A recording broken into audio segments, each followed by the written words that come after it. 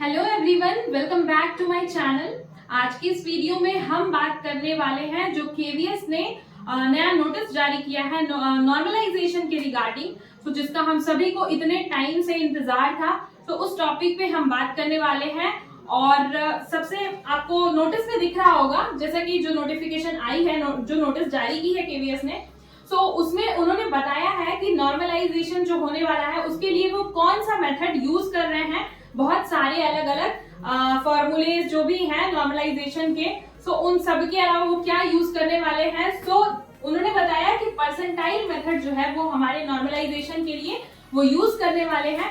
सो इस वीडियो में हम बेसिकली उन सारे डाउट्स जो भी क्वेरीज जो भी डाउट हैं आप सभी के दिमाग में कि क्या होता है, कैसे कैलकुलेट होता है परसेंटाइल मेथड, इससे जो सबसे बड़ी डिबेट है कि हमारे मार्क्स जो है वो बढ़ेंगे नहीं बढ़ेंगे, हमारा हार्ड शिफ्ट में है तो क्या उस पर असर पड़ेगा, वो सारी जो भी क्वेरीज थी, वो सारे डाउट्स जो हैं वो इस वीडियो में मैं क्लियर करने वाली हूँ। सो आप इस वीडियो को एंड तक देखें एंड आपके सारे डाउट्स जो हैं वो क्लियर होने वाले हैं। तो स्टार्ट करें। सबसे पहले जैसा कि उन्होंने बताया कि परसेंटाइल मेथड का यूज करेंगे, तो सबसे पहला क्वेश्चन ये है कि व्हाट इज परसेंटाइल। परसेंटाइल है क्या? तो बेसिक नॉर्मल लैंग्वेज में मैं अगर बताऊं एकदम सिंपल सी भाषा में कि क्या है परसेंटाइल, तो अगर आपका 90 परसेंटाइल है, राइट, तो इसका मतलब ये है कि जो एग्जाम आपने दिया था उसमें आपका 90% लोग जो हैं वो आपके मार्क्स से कम या आपके बराबर है, और 10% लोग ऐसे हैं उस एग्जाम में जिन्होंने दिया है जिनका मार्क्स जो है वो आपसे ज्यादा है।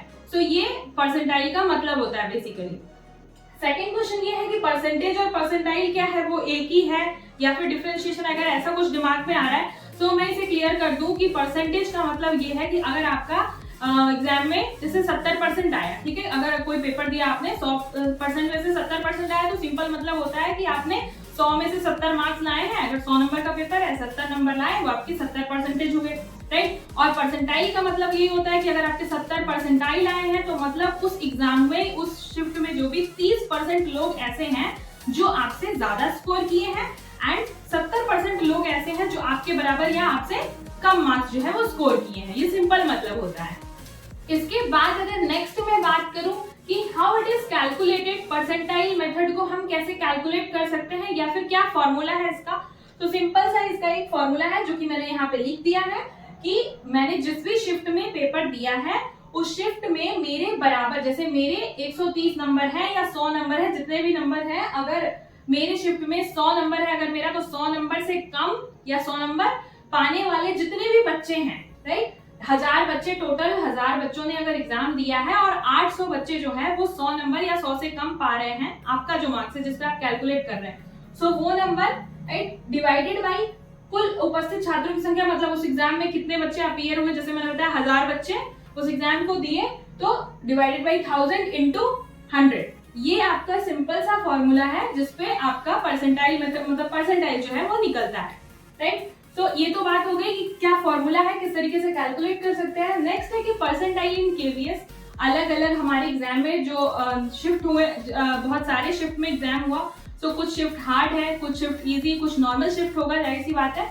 तो उसमें जो मार्क्स वेरी कर रहे हैं तो किस तरीके से कैलकुलेट करेंगे, तो मैंने एक छोटा सा एग्जाम्पल लिया है, बेसिकली खुद पे ही एग्जाम्पल लिया है कि जैसे मेरे 130 मार्क्स आ रहे हैं, तो मैं किस तरीके से कैलकुलेट करूं, तीनों शिफ्ट में मेरे क्या परसेंटाइल होंगे, ये मैं एग्जांपल के थ्रू आपको एक्सप्लेन कर रही हूं।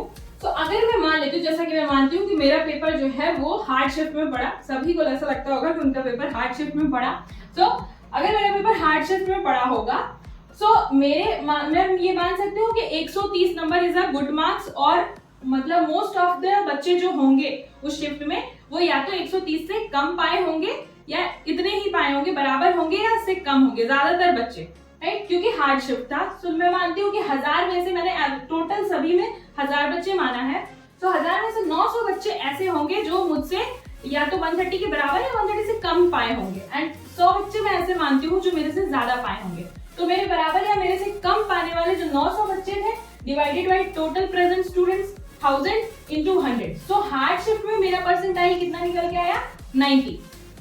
सो हार्ड शिफ्ट में देखा आपने कि 90 परसेंटाइल जो है वो मेरा निकल के आया। वहीं अगर मैं बात करूं नॉर्मल शिफ्ट की, तो जाहिर सी बात है कि हार्ड शिफ्ट से नॉर्मल शिफ्ट में जो है वो ज्यादा बच्चे होंगे जो 130 से ज्यादा नंबर लाए होंगे, 100 बच्चों से ज्यादा होंगे, तो मैं ऐसा मान लेती हूँ कि 250 बच्चे जो हैं वो, क्योंकि ये शिफ्ट नॉर्मल है, तो 250 बच्चे जो है वो 130 से ज्यादा लाए हैं, राइट। और 750 बच्चे जो है वो 130 के बराबर या उससे कम मार्क्स लाने वाले हैं।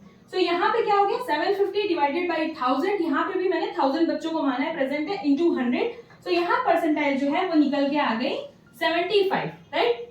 नेक्स्ट मैंने एग्जांपल लिया है इजी शिफ्ट का। अगर मेरा पेपर मुझे लगता है इजी शिफ्ट में गया, राइट, इजी शिफ्ट में पढ़ा हो, तो वहां पे क्या होगा, वहां पे 130 उससे ज्यादा पाने वाले बच्चे और भी ज्यादा होंगे, 100-250 से भी ज्यादा होंगे। तो मैं मानती हूँ कि 500 बच्चे ऐसे हैं जो 130 से भी एवब स्कोर किए हैं, एंड 500 बच्चे ऐसे होंगे जो मेरे बराबर या मेरे से कम 130 से कम स्कोर किए होंगे। तो यहाँ पे 500 डिवाइडेड बाई 1000 इंटू 100, और यहाँ पे इजी शिफ्ट में परसेंटाइल मेरा निकल के आ गया 50। सो एक ही मार्क्स को आपने देखा कि 130 नंबर पाने वाला बच्चा अलग अलग शिफ्ट में अगर पाता है तो किस तरीके से परसेंटाइल जो है वो वैरी कर रहा है। हार्ड शिफ्ट में 90 परसेंटाइल था, नॉर्मल में 75, राइट, इजी में वो 50 परसेंटाइल आ गया। सो इस तरीके से कहीं ना कहीं कैलकुलेट होगा। तो आपके मार्क्स पे चीजें ज्यादा डिपेंड नहीं कर रही, डिपेंड इस पे कर रहे हैं कि आपका शिफ्ट कैसा है और आपके शिफ्ट में ज्यादातर बच्चों ने कितना मार्क्स स्कोर किया है, राइट। इसके बाद बात करते हैं परसेंटाइल इन केवीएस। तो ये तो समझ में आ गया कि अलग अलग शिफ्ट में किस तरीके से हम कैलकुलेट करेंगे। आई होप ये क्लियर हो गया होगा आपको। नेक्स्ट मैं बात करूं कि इज इट बेनिफिशियल, क्या ये सही है मेथड, या इसकी बात करूं अगर, तो देखिए अभी रिसेंटली यूपी पीईटी का एग्जाम हुआ था। सो लगभग उसमें 20 लाख बच्चों ने उस एग्जाम को दिया था, और वहां पे यही मेथड अपनाया गया, परसेंटाइल मेथड के थ्रू ही उनका परसेंटाइल निकला, और इस तरीके से ही जो भी प्रोसीजर था वो हुआ। इसके अलावा अगर मैं बात करूं जेई है, वो काफी लंबे समय से, लॉन्ग टाइम से परसेंटाइल मेथड ही यूज करते हैं, और कैट वगैरह का एग्जाम होता है वो भी यूज करते हैं परसेंटाइल मेथड। सो ये एक अच्छा मेथड है, और डिपेंड, इसमें सबसे अच्छी बात ये है कि शिफ्ट वाइज जो है वो आपका परसेंटाइल निकलता है, और उसके बाद फिर सारे अलग अलग। अब इसमें ऐसा भी होता है कि किसी शिफ्ट में 120 नंबर पाने वाला बच्चा 90 परसेंटाइल भी पा सकता है, और किसी दूसरे शिफ्ट में 160 पाने वाला बच्चा भी 80-85 परसेंटाइल पे रह सकता है। डिपेंड करता है कि उसका पेपर का जो मतलब कैसा था शिफ्ट, है ना, मॉडरेट था, इजी था, हार्ड था, और ज्यादातर बच्चे वहां कैसा स्कोर किए हैं, इस बात पे टोटली डिपेंड करता है। नेक्स्ट मैं बात करूं व्हाट अबाउट कितने मार्क्स बढ़ेंगे।